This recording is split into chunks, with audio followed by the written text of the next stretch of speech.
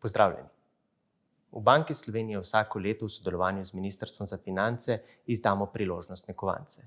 Ti se delijo na spominske in zbirateljske in običajno dopolnjujejo te tečajne kovance, s katerim plačujete vsak dan v trgovini. Pričakujejo jih predvsem numizmatiki. Letos pa smo izdali spominske kovance ob 100. obletnici Mikija Mustra, rojstva Mikija Mustra, priljubljenega ilustratorja in striparja. In to je poželo veliko zanimanja med posamezniki in ljudmi in tako so tudi Zvitorepec, Trdonja in Lakotnik, njegovi priljubljeni liki, pristali na dvojevrskem kovancu. Ob tej priložnosti se bomo pogovarjali s sinom priljubljenega ilustratorja, Miklavžem Mustrom, in direktorjem gotovinskega poslovanja pri Banki Slovenije, Gregorjem Miklavčičem. Lepo pozdravljena. Hvala za povabilo. Naj najprej začnem z enim svojim osebnim priznanjem. Jaz sem v mladosti požiral stripe Zvitorepca, Trdonje in Lakotnika, njihove dogodivščine. Imel sem zbirko stripov, zbirko knjig tudi in v bistvu z njima navdušil tudi svoja dva otroka. Tako da jaz razumem to euforijo, ki trenutno vlada v Sloveniji, razumem to zanimanje ljudi, ampak me pa zanima, gospod Muster, kaj pa vi doživljate ob vsem tem? Verjetno velikokrat slišite zgodbo, kot je moja. Tega je zdaj zadnje čase res veliko. Ta 100. obletnica rojstva je zbudila, neko vrsto nostalgije za tem, kar se je dogajalo pred, bomo rekli, 50 leti plus. In spominov in dogodkov, ki se vrstijo ob tej priložnosti, je res zelo veliko. Ljudje, ki hodijo na dogodke, me ustavljajo, mi pripovedujejo še kakšne dodatne anekdote, kako so ga srečali, kako so plavali skupaj z njim, kako so, skratka marsikaj, in seveda, kako jim je kaj narisal kar na cesti. Tako da je bilo to, očitno je bil res zelo priljubljen. Žal je vmes takrat, ko je prišel nazaj iz Nemčije, imel eno tako pauzo, ko se ni kaj dosti dogajalo.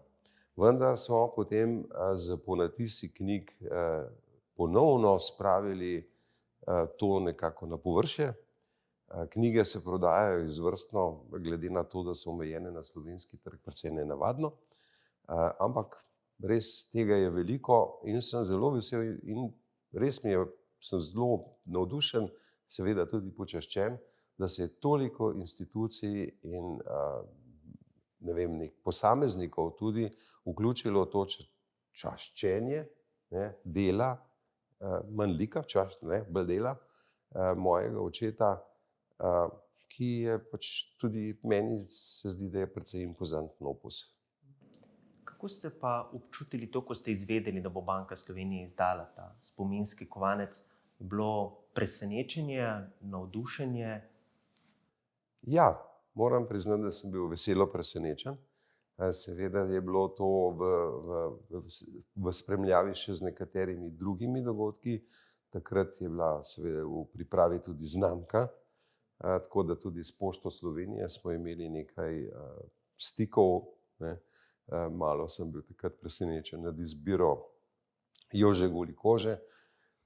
No, pa se je bilo potem pojasnjeno, da to zato, ker so drugi trije junaki že imeli svojih 5 minut. Zato sem bil seveda toliko bolj zadovoljen, ko sem videl potem predlog kovanca, ki pa seveda nosi lik njegovih 3 junakov. No, pa da malo pojasnim, tudi ozadje v bistvu iz naše strani, kako je prišlo do tega, gospod Miklavčič, kako je prišlo do ideje, da izdamo spominski kovanec ob 100. obletnici Mikija Mustra? To je kakšen postopek v ozadju.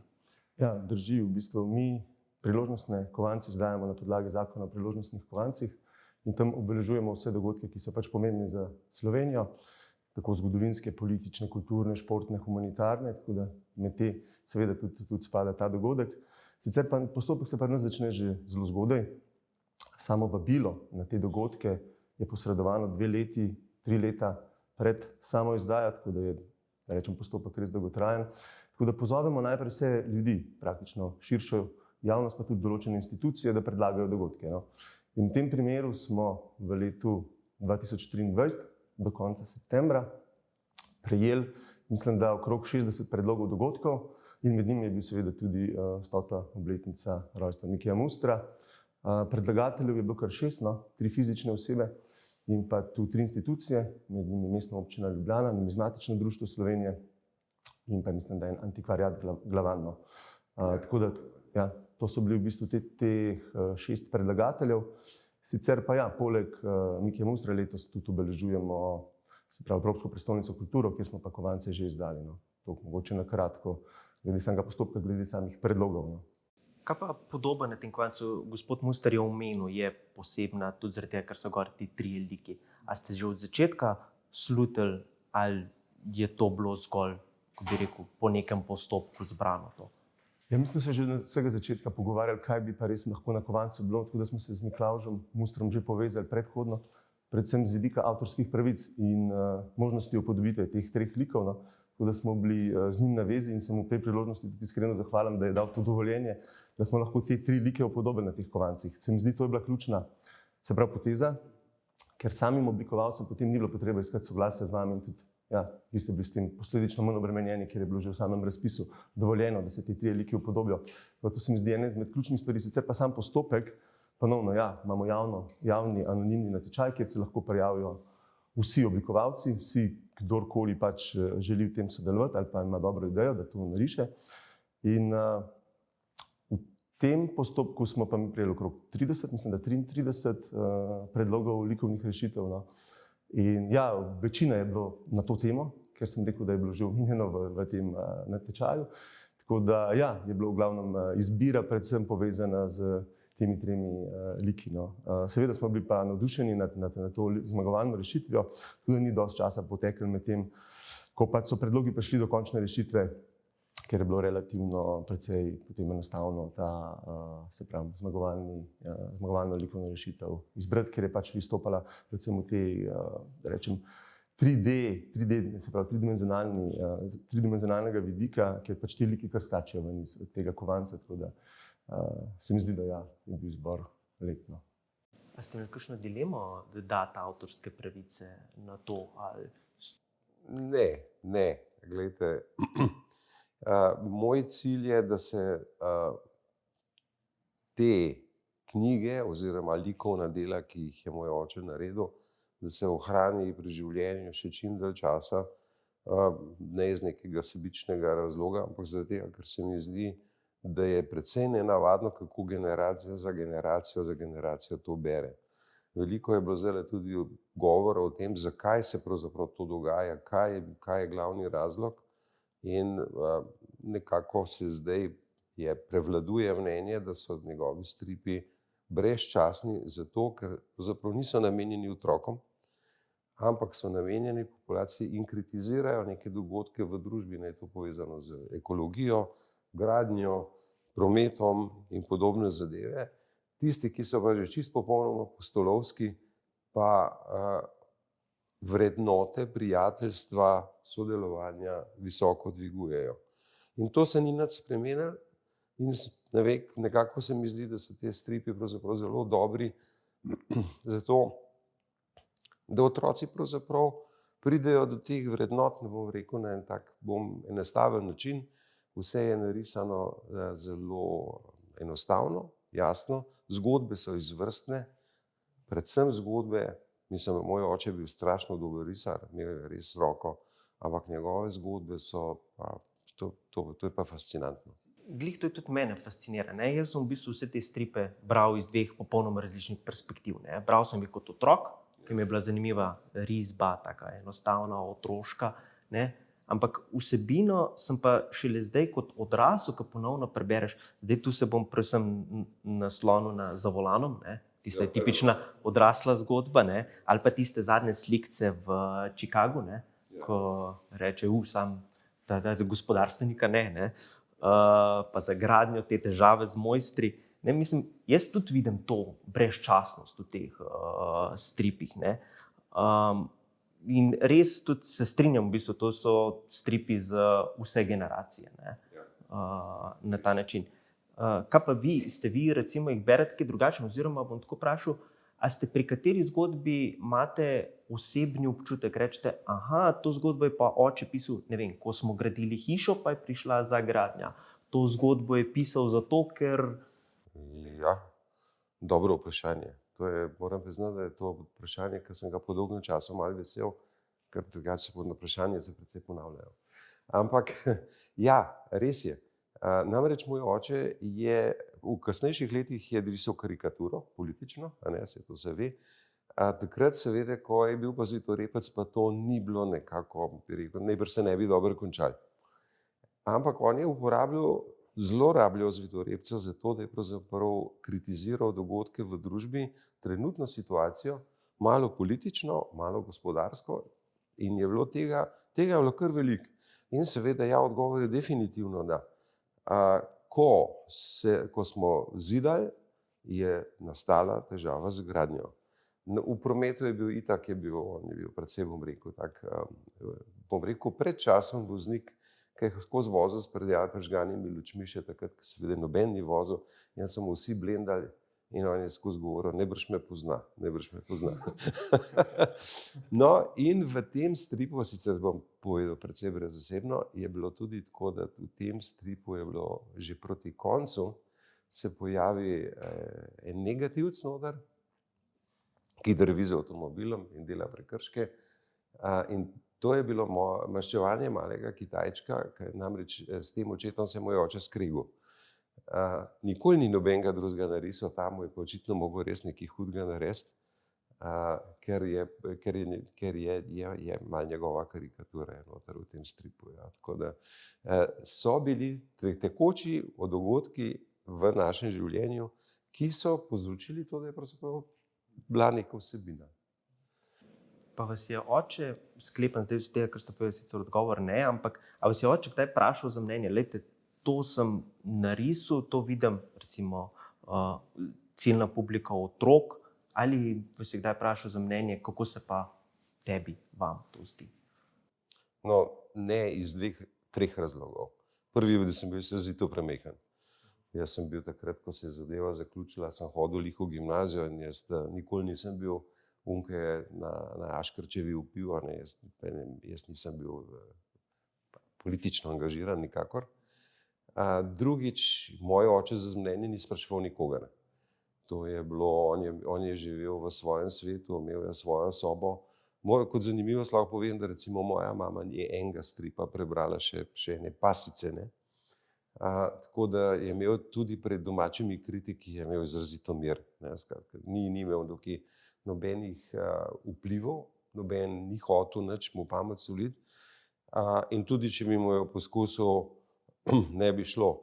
Zdaj, te zgodbe so pa seveda nastajali z roko v usta in tudi, ker ni bilo scenarija vnaprej, tudi, če bi karkoli bilo, bi bilo treba že prej malo povedati, ker takrat, ko je on to narisal, sem jaz že praktično s tistim tekel tamle na tedensko tribuno, ker sem bil pač v mestu v šoli. Jaz sem bil kurirček in on je tisto poradiral, je porinil pod pazduho, jaz sem tekel potem na TT, zato da so to pravočasno izdali. Tako da za kritike ni bilo nobenih šans in je bilo včasih tako, da sem jaz včasih še na avtobusu bral to, kar je narisal. Tisto veliko tablo sem pač odgrnil pa pogledal noter, ker to je bilo za mene, to je bilo moj trenutek slave, ker sem samo jaz v celi Sloveniji, pa moj oče, sva vedela, kaj bo po jutrišnjem v TT-ju naslednje nadaljevanje. In seveda so me cukali vsi za rokav in so hoteli si, kaj bo. Unovčval slavo. Ste v bistvu glavni frajer. Ja. Ampak žal je trajal samo dan pa pol. To zaradi tega, ker je tako v zadnji hip vse pripravljeno? Ja.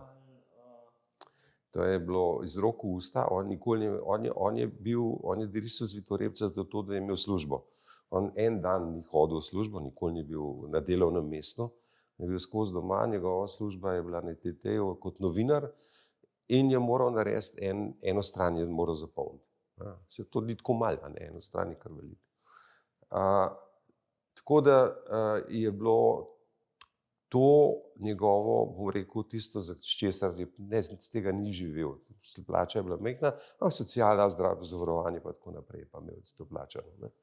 No in je potem te zgodbe pač delal iz rok v usta. To je bilo izrazito tako, da včasih je gledal to, kar je prejšnji teden narisal časopis, nekaj, tista je bila tam na TT-ju, je pol časopis gledal, kaj je že bilo in je bilo hudo, tudi doma je bilo hudo, moram povedati po pravici, ker je bil zelo, zelo živčen, tečen, strpen, skratka, ni bilo prav lušten tiste 3 dni do takrat, ko je on ugotovil, kaj bo sploh naredil.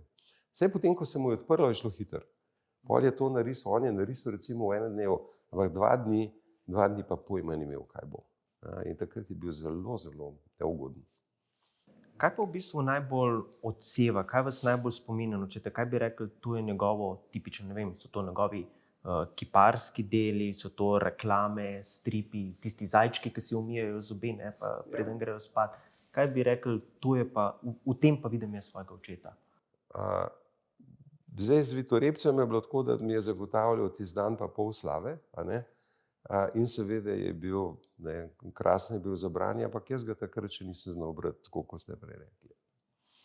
Tako da, kar se mene tiče, reklame. Meni so bile njegove reklame, se veste, kako je to bilo, takrat, ko je bil Cik-Cak, je bilo praktično, je bil Cik-Cak njegov interni šov, se je bilo od 10 reklam, je bilo 9 njegovih, in mene so tiste reklame fascinirale. Zakaj? Zato, ker on nikoli ni dobil scenarija, on nikoli ni vedel, kaj naročnik želi. Oni so prišli, so rekli, da imamo pa mi tale bombon, pa zdaj imamo pa tole čokolado, ali pa vrata, ali pa pips, ali pa karkoli, in rabimo reklamo. In je rekel, ok, kaj pa ne naredim, so rekli, nekaj, naredi, se zmeri dober. In je naredil, zmeri je bilo dobro, zmeri je bilo vrhunsko. In je imel, on njegova domišljija, njegov ta, rekel, kako so njegovi možgani te vsebinski delali in seveda, kako je potem to tudi z ročico lahko fino dopolnil, je bilo res neverjetno. So pa vsi v vrsti stali, ker je bil neverjetno hiter. Hiter ni bil zato, ker bi tako ekstremno veliko delal, tako kot se zdaj pa govori, ampak zato, ker je bil izredno hiter in natančen. On nikoli ni popravljal. To je bilo zmeri vse, to je bilo vse tako, kot, ne vem, prima vista, tako, kot je Mozart pisal svoja dela, so bilo vse v prvo super, nikoli nobenih korektur, nobenih popravkov. Narisal, posnel, oddal. To je bilo to. In seveda je bil hiter, in ker je bil hiter, je bil tudi ugoden. Poceni je bil. In so vsi stali v vrsti, vsi so hoteli imeti njegove risanke, ker so bile cenejše, kot če se naročijo na igrano reklamo nekje. Za mene je bilo pa super, ker se je tam dogajalo. Jaz sem hodil potem z njim na sinhronizacije. Smo hodili tja v Murgleh, v eno hišo, ki je imel studio gospod Rems, in tam se je dogajalo, tam je bil Marjan Kralj, tam je bil Toft, tam je bil moj oče. In pol se je pel, pa zmišljeval, pa teksti v narečjih, pa podobne zadeve. To je bilo res, fajn je bilo. Pa to je tekst tudi on pripravil ali v bistvu samo ilustracijo? Vse, od A do Ž. Vse, to je res neverjetno, ampak ja, vsi scenariji, teksti in to recimo vsi te slogani, ki so bili, ki so ponarodili, to je jelovica, pa tako naprej, a ne bo vam uspelo, pa ne vem, za Mercator, pa tako naprej. To je, ne vem, jaz ne vem odkot, ampak ja, to je vse on izumil. Pa sklepam, da glede tudi, da ste prej rekel, da ni ravno maral kritike oziroma ni bil tako odziv. Kakšen je bil pa odziv naročniku, recimo, če bi naročnik rekel, tu ste šel pa predaleč? Ne, nikoli. On je naredil nekje med 360, 380, to so neke številke, ki se gibljajo reklam. In ene reklame, to je rad povedal, ene reklame niso prevzeli naročniki. Ne vem zakaj, ker nismo tega, ali niso imeli denarja, ali ni bilo všeč, ali so propadli, tako bilo je lahko veliko vzrokov, ampak od teh stotin in stotin reklam, ena ni bila sprejeta, tako, pa ne vem zakaj. Zdaj, ponovadi rečemo, jabolko napade daleč od drevesa, a tudi vi narišete kaj, oziroma tudi vi to bogato domišljijo, ali vas je to malo zaobšlo? Ne, moj oče je bil človek mnogih talentov in eden me je obšel v celoti, namreč to je petje glasbe. On je imel tudi absolutni posluh in je pel in se je tudi skozi študij se je živel skozi to, da je pel. To pel ne bom. Drugače pa ja, jaz sem tudi, no, se to povem, jaz sem nekaj časa tudi živel iz tega. Jaz sem njega gledal, tudi jaz sem nekako tako malce intuitiven, tako kot je bil. Tako da se mi je zdelo, da če njega gledam, da tudi jaz to znam. In sem poskusil in bom rekel, sploh ni bilo tako zelo slabo, ni bilo pa tako dobro. In sem potem tudi dobil priložnost, ker je bil moj oče precej zaseden, so me v eni banki povabili k sodelovanju, zato da sem za njih delal risane filme. In sem to delal risane filme, bilo je precej dobro plačan, tako da smo mi z mojo ženo smo čisto frišen skupaj in smo prvič prišla do malo več denarja, kar je bilo v redu, ne. Vendar, in jaz sem že premišljeval o tem, da dam odpoved v službi in da se začnem ukvarjati samo s tem. Potem, in to je bilo davnega leta 1978, je pa Tito napisal pismo, jaz se ga videl, ne spomnim, ampak takrat je Tito napisal pismo, v katerem je rekel, da se treba začeti pa šparati, in takrat je izbruhnila stabilizacija. To se pa bolj ve, stabilizacija je bila, in takrat so se porezali reklamni fondi pa reprezentance. To je šlo tako, šek. In me je poklical direktor te banke in je rekel, sorry, nimamo več denarja. In tako se je v bistvu zaključila, prisilno se je zaključila vaša kariera. Če ne bi imeli... No, to je bila taka profesionalna kariera. Jaz nisem bil najbolj srečen z njo, ker je bilo sicer zelo fajn, ker nisem prav veliko delal, pa sem dobil kar veliko denarja, ampak jaz nisem bil tako narejen kot moj oče. To je namreč to risanje risanih filmov je mukotrpen posel. Fazo za fazo, cele dneve je sedel in je risal na tiste folije, pa jih je metal takole na tla. Jaz nisem tako narejen, jaz sem bolj, pa tudi malo bolj za med ljudi in tako naprej. Tako da pa čevlji so bili ekstremno veliki. Ne. To 2 mustra v Sloveniji, to ni bilo ta pravo. Tako da nekako, bom rekel, mi je malo odleglo, ko se to ni čisto dobro išlo, ampak drugače pa še vedno kaj narišem. Ja, to, če me kdo kaj prosi, sem z eno kolegico ilustriral eno knjigo, tako da ja, še. Kaj pa vaši otroci, oziroma bo šel ta priimek muster še kaj v to sfero prišel? Ja, zdaj to sicer ne vem, koliko bojo zadovoljni z mano, ampak bom povedal, namreč ta velik sin, ta malo vnuk je še premehen, zdaj 1. razred, ta velik vnuk je pa tako, ene 2krat je nekaj naredil, nismo čez dobro vedeli, odkot mu to, ampak enkrat je narisal neke famozne žirafe, smo kar gledali, predvsem bom rekel, umetniški stil, ne tako kot otroci rišejo, tako prosta roka. Tako, in je bilo tudi na razstavi, dobil tudi neko nagrado, ampak pol je pa nehal, to je bilo to, pa smo dej še. Ne. Zadnjič pa pride iz šole, vzame list papirja, takole malo večji, vzame barvice, vzame svinčnik in začne risati. In jaz sedem zraven in kaj pa delaš? Prav strip. Sem rekel, ko strip? Ja, je rekel, evo, in je bil gor naslov, je bil Palačinka manj premaga gigantsko banano. In je nastopila palačinka, je bila, ki je imela roke in noge in je pojedla tableto in dobila plašč in je bil super palačinka manj in je potem premagal gigantsko banano. Jaz gledam, ne, in potem sem mu seveda še malo sem mu še sufliral, ker v teksti sem rekel, najprej moraš tekst napisati, pa oblaček narišeš. In ko je naredil, sem jaz izgledal, sem rekel, pa to sploh ni slabo. Sem vzel, sem tekel na skener, sem takoj poslal gospodu Buhu. Jaz sem rekel, evo ti, nov muster v seriji. Tako da bomo lahko še brali te dogodivščine, mogoče kdaj v prihodnosti. Zanimivo me je ta efekt, ki ste omenili petje. Ne? A tudi kakšnih, oče je pel tudi kakšnih zborih? Tako, ali...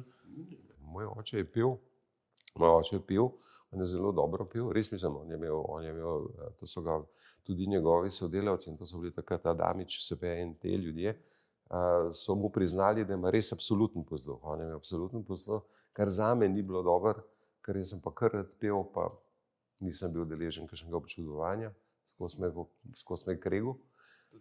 Ampak ja. Ja, ampak je bilo tako, da on je pel, najprej je pel pri folklori, tam se je začelo in seveda folklora je bila fajn, ker takrat je bila folklora in so veliko potovali zlasti po Italiji. Tako da je bil moj oče enkrat na 14 dni v Trstu in je prišel nazaj seveda založen z kontrabandom, razne nogavice in podobne zadeve. No, kasneje je pa pel on pri Veselih beračih, to je bil pa prvi jazz orkester v Jugoslaviji, ker tam dol itak ni bilo nobenega zanimanja za to. In tukaj so pa taki ljudje, kot so recimo potem SOS pa tako naprej, pa prej sem omenil Adamiča, so pa naredili plesni. To je bila muzika za ples se je igrala. Ni bil revijski, plesni. Igrali po plesih prepovedano muziko. Igrali boogie-woogie, rock and roll in podobne zadeve. Večkrat je bilo kaj posredovano. Ampak ja, on je bil, tam je spoznal tudi mojo mamo na tistem plesu. Tako da, ja, to je to. Zanimive so te zgodbe. Zdaj pa za konec, gospod Miklavčič, še to, da vemo, v prihodnje sledijo še drugi priložnostni kovanci, katere lahko pričakujemo drugo leto. Bo tudi kakšen tako popularen? Ja, bomo videli. Ne. Naslednje leto v bistvu je predvidena, se pravi, sta ponovno predvidena dva dogodka, en spominski kovanc, in sicer ob 150. obletnici rojstva Ivana Cankarja in pa letos Srečka Kosovela, ki bo pa zbirateljski kovanc, torej zlatnik, srebrnik in pa 3-evrski kovanc. Že zdaj pa vabimo vse, da se prijavijo, ne, tisti, ki pač to želijo. Numizmatiki to našo spletno stran in možnost spletnega naročanja, prednaročanja že poznajo. Tisti, ki pa ne, pa vabim, da se izognejo gužvam in da si rezervirajo te kovance že naprej. To je vse na naših spletnih straneh, ki je vse to objavljeno, so tudi spletna stran numizmatika. Samo še eno vprašanje v bistvu za nas ne numizmatike. Ne? Kovanci izidejo v dveh različicah, se pravi te proof pa navadno kovanje. Vsaka ima tudi svojo ceno. A lahko prosim pojasnite, kakšna je razlika med njima? Se pravi, tako imamo dva tipa, torej navaden in proof kovanec. Navaden kovanec je tak serijski kovanc. Ne? To se v bistvu kuje po principu tudi, kot se kujejo tečajni kovanci. Ne? Se pravi, tudi za serijsko proizvodno, v bistvu se udari ta kovanc zgolj enkrat, tudi padajo v skupno posodo, tako da so iz tega vidika seveda manj kvalitetni, ker se lahko malo obtrgnejo, tolčejo, popraskajo. Potem so v bistvu iz teh velikih posod se jih spakiral najprej v rolce, po 25 kosov, pa potem te rolce, 10 rolc skupaj v eno tablico, pa potem tablica na eni paleti. Tako da, ja, se pravi, pri tem spominskem kovancu smo proizvedli slab 1 milijon kosov teh, se pravi, navadnih kovancev. Cena je 2 evra, tako je tudi nominalna vrednost, tako da tukaj noben ne izgubi nič, ker je vedno ta vrednost se ohranja, torej 2 evra se plača in 2 evra je tudi njegova vrednost in se lahko uporablja tudi v obtoku. Pri proof kovancih je pa tako, to kovanje je pa pač specifično, posebno, kuje se vsak kovanc posebej, tudi teh odkovkov, odtisov je več, pri teh kovancih, tudi samo orodje je specifično, posebno. Imamo polirane površine, ki so res gladke, visoki sijaj in pa te matirane površine. Tako da ja, je precejšnja specifika in razlika predvsem v kvaliteti. In predvsem te navadne kovanje so potem tudi unovčljivi v vseh trgovinah, se v bistvu z njimi lahko plačuje. Tako da lahko kjerga mustra tudi v trgovini srečamo. Ne? Tako, ja, ampak teh proofov običajno ne boste našli v trgovinah, so tudi potem v bistvu zaščiteni z temi kapsulami, tako da v bistvu se zaščiti pred raznimi poškodbami, tudi prahom in da rečem tem, recimo vlago in podobno. Da, ja, za tega imajo ti proofi tudi posebno kapsulo. Imamo pa vse to tudi pojasnjeno na naših spletnih straneh pod rubriko numizmatike, lahko preberete vse te razlike in se seznanite s podrobnostmi, če želite. Zdaj pa, gospod Muster, pred zaključkom pa imam za vas še nekaj. Ne? Iskreno bi se vam rad zahvalil za celotno sodelovanje, predvsem v vsej zgodbi, za avtorske pravice, ki ste jih podali, tudi za vse namige, tudi za ta pogovor. In vam ob tej priložnosti poklanjamo spominske kovance, ki krasijo podobo junakov izpod rok vašega očeta. Hvala lepa. Čestitke. Ja, hvala še lepa, enkrat za sodelovanje. To so pa v bistvu 5 proof kovancev, ta visoki sijaj, tako da jih boste lahko, upam, da z užitkom v teh, recimo, zimskih uricah, ne, ki jih boste imeli, da boste lahko pač pogledali, ugledali in ja, pri njih uživali. Evo, to pa res se moram lepo zahvaliti, ja, ker nisem računal, da bom sploh prišel do proofa. Razen za te, da so rekli, da pač, ko bojo te rezervacije potekle, da potem pa mogoče se bo pa kaj bolj sprostilo, ker to, kar ste imeli včeraj na Štefanovi, je bilo res precej grozen. Ja. To je vse v priljubljenosti vašega očeta. ne, Ja, tako seveda, da- lejte, no, skratka, zelo lepo, ker jaz imam seveda v spominski sobi imam vse take stvari, Viktorje in tako naprej, to vse stoji lepo na častnih mestih. In tako da eden gre na razstavo, eden gre moji hčeri, ne, in trije grejo pa v trezor banke Muster. Okay. Najlepša hvala vam obema za Prosim. pogovor, vam pa tudi najlepša hvala za to, da ste nam prisluhnili in da ste poslušali ta pogovor.